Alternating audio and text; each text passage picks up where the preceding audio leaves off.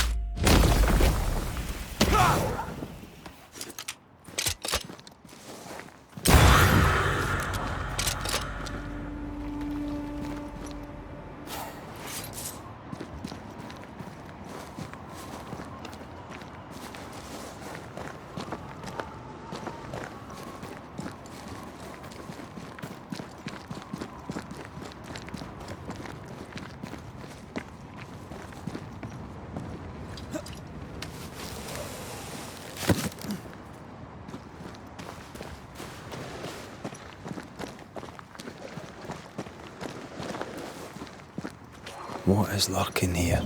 Time to work, Banisher.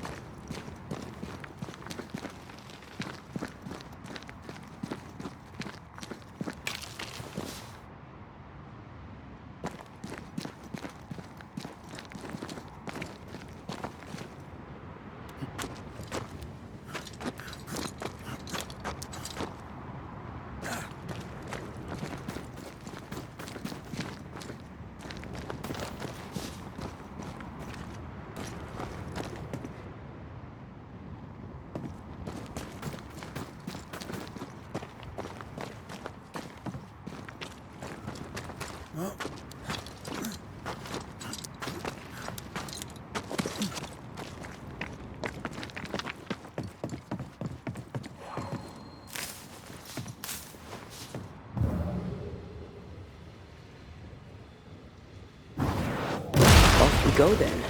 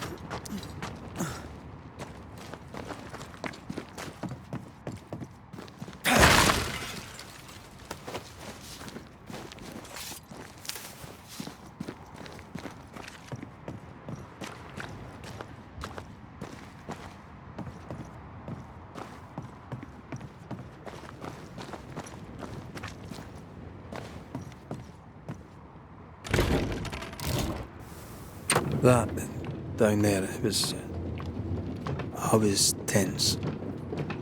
I was impatient. Me too.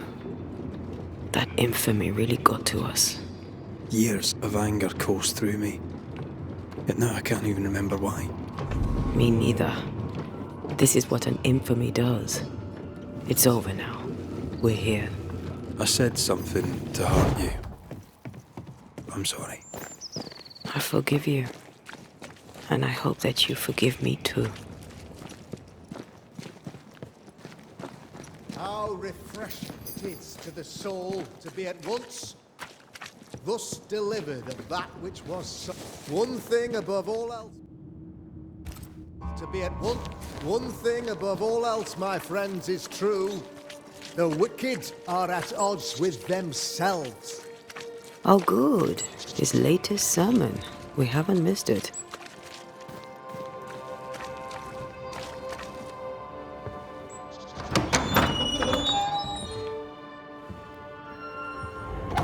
The Lord's promise of salvation from hell pleases them.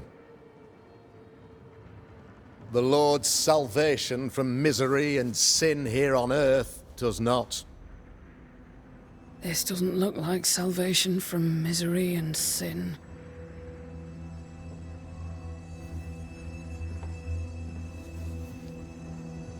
The wicked pray for deliverance from the fires of hell, while piling the kindling high. They proclaim their love for their Lord, yet, in His name, they serve themselves. Their self-regard crumbles in the light of their hateful iniquities. So true. Mr. McCraith, my friend, I'm so glad you agree. Now, the wicked man never questions... I have your answers. What? Yes, good. Perhaps we should discuss this privately, if you'll give me just a moment. It's quite the story. You might not wish to hear it. Neither may the good people here. Please, this is not the time. We want to hear the story. Let the Banisher speak. Tell them, Red. Tell them good. Aye. It is a story that starts with a question. A question for you, Governor. And maybe for all the good people of New Eden. If I give you a witch, will you do what you did to Deborah Comenius? Comenius, say you? The school teacher walked with the devil and paid the appropriate price. That's the beginning of the history and also its end. Is it, though? Now, I've learned much about Deborah Comenius and what happened to her, and it tells a very different tale. And what story, pray you, does it tell? It tells the story of a man, a latter-day King Solomon. When plague struck his subjects, they turned to him for guidance and protection, for they were God-fearing folk, and he was a godly king. The king turned his flock to God, but it was not enough. The plague spread on. The king, worried about his position, needed a sacrificial lamb. You lose the run of your tongue, Mr. McCraith, and of the head to which it's fixed. There was no lamb. There was a trial, fair and lawful.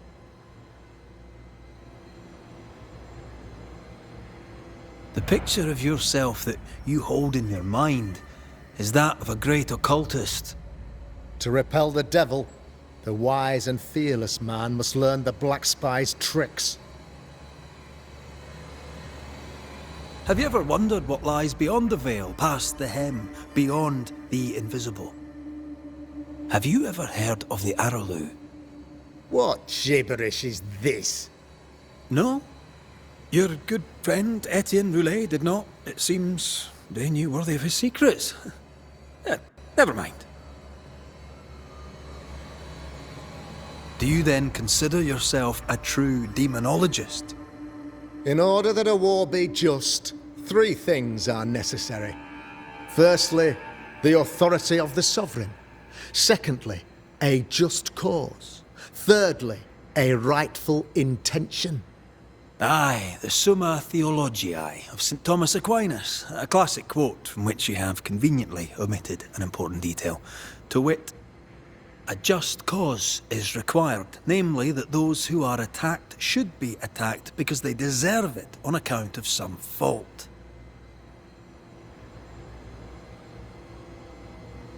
The trial was not fair. You had no proof, and you knew it. Credible witnesses gave believable testimony, sir. Witnesses like Gibbs, who pressured you into a guilty verdict to avoid being suspected of witchcraft yourself. There was pressure, I'll not deny it. But I did what I did to protect the colony. It was a difficult time. You're a pompous coward, fearful of anyone different, as human as that is. There must be a man to judge, or there is no order. A man to make the judgment, and a man to enforce it. Of all people, you know this. I live and let live. I choose only for the dead. I choose for the living. These people are sinners, sir, and must be led back to the light. This is my mandate, my duty. What do you really want, Governor? I wish only to serve. I am the trusted servant of the good people of New Eden. Without me, they're lost. Without them, you would be lost. Yes. Maybe I do need them. Very human of me. But these people undoubtedly need me, Mr. McCraith. And there is no one else. Admit it! You toy with magic you don't understand. You, sir, are jealous. I, sir, am tired. I've done my job, fulfilled my contract, I've found the source of the curse. The poison below the well is no more, no thanks to you! Aha! Poison it was, then! The weapon of the wicked, to weaken the people's will. What was it, belladonna, hemlock, foxglove? Betrayal! Truth unspoken, secrets and lies, wrongs, basically, your wrongs. The wrongs you visited upon Deborah Comenius, the wrongs that led to her death. She died at the hand of the body politic. She died at all our hands. Most of all, she died at her own. She died because she would not submit. 'Twas not my plan to kill her, stupid, stubborn woman. Why did she not confess? I would have granted clemency. I would have shown her mercy.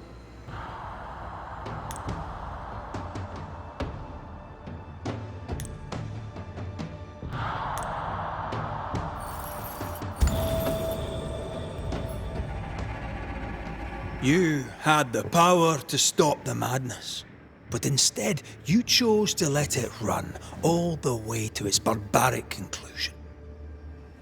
You brought the curse down on New Eden. Then you called we Banishers in to fix your mistake. You boast of your knowledge of demons and spirits, but in truth, you master nothing. You're a peacock. All show and no meat. I'm not here today to bring justice. But this man, your governor, brought death to your doors. No. He deserves blaming.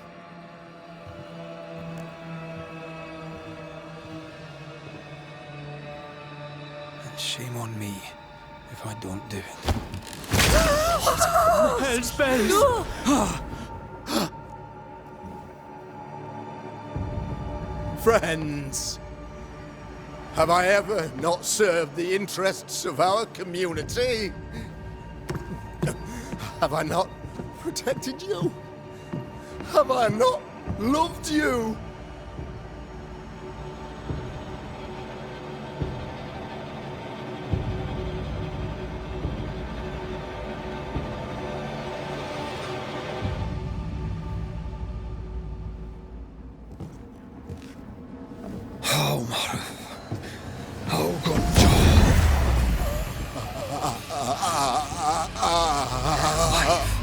To the living.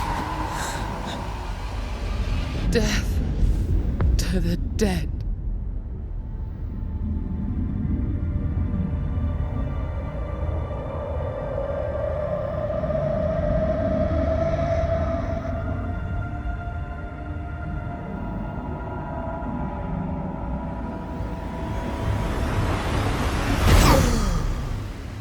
This is unfair.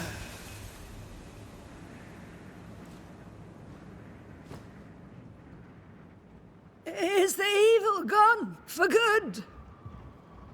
Far from it.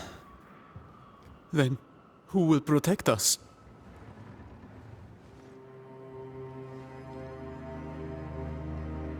I will. While Mr. McCraith fights the curse of New Eden, I will protect the people of the Harrows. Or at least, I'll try. Now let's all return to our homes and pray for forgiveness and the strength to bear the consequences of our actions.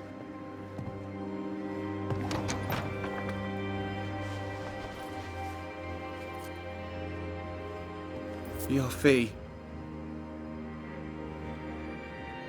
One of the many debts my father left me.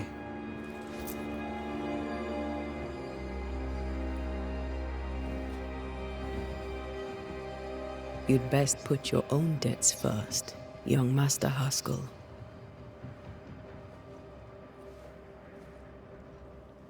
Don't I know it?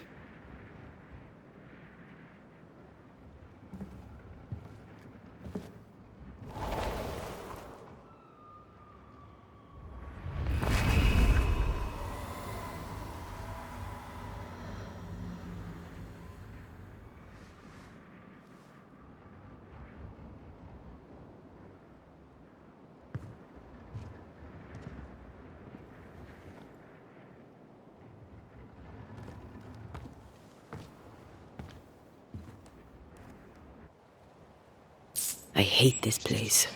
Rest up, then please, let's get out of here.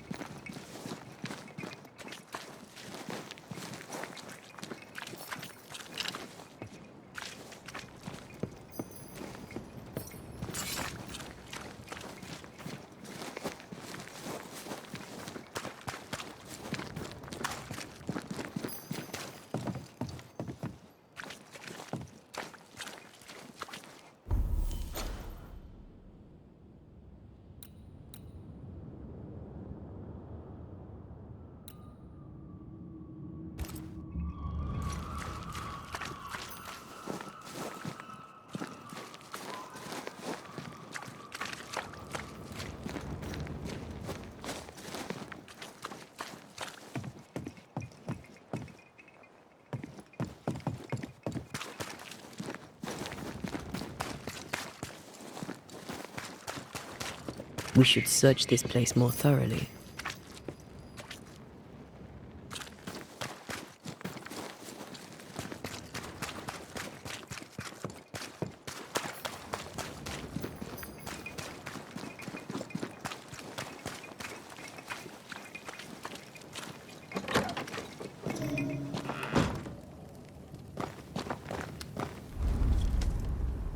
You're angry.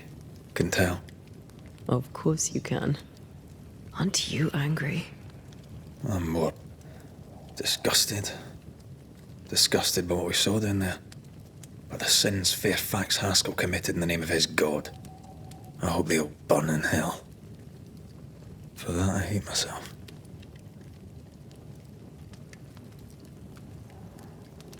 Nothing can stand between us. Not even death. Not even death. The closer we get to my body, to the truth about what happened here, the stronger I feel. My senses rise. It's as if I can taste the silence, smell the scent of wood smoke, feel the warmth of your body, feel Deborah's wrath. I feel it as if it were my own. I know her rage. But that anger of mine, that fear, I thought when I left home, I'd left them behind.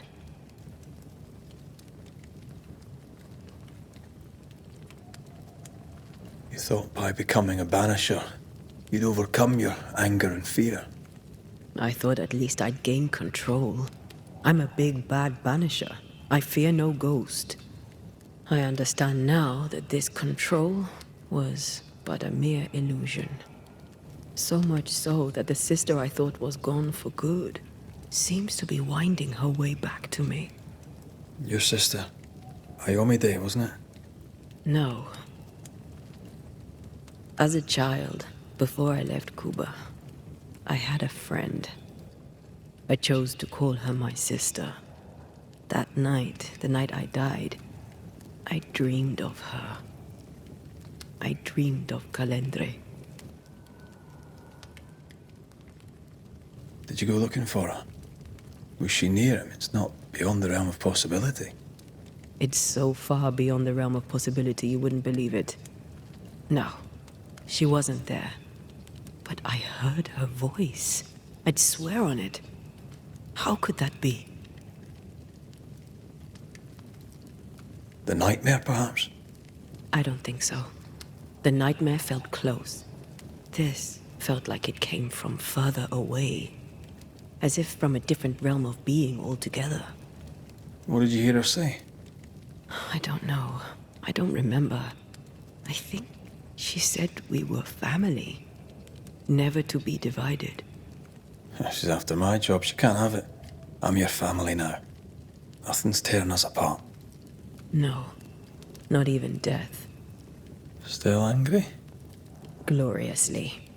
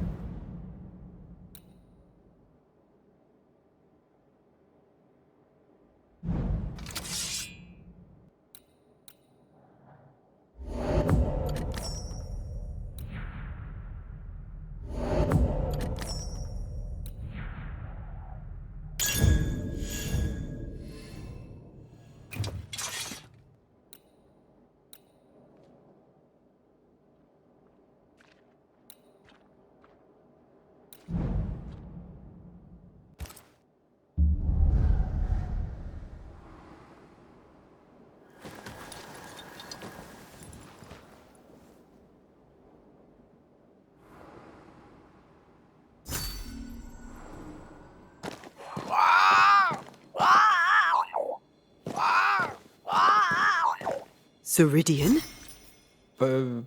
What do you mean, Ceridian? Ceridian, what's wrong? I don't think she can hear us. We need to go back to the swamps. You understand that? But it's a bird. It's Ceridian, by way of the invisible, speaking through the crow. Pity it doesn't work both ways. Imagine having a conversation with someone far away.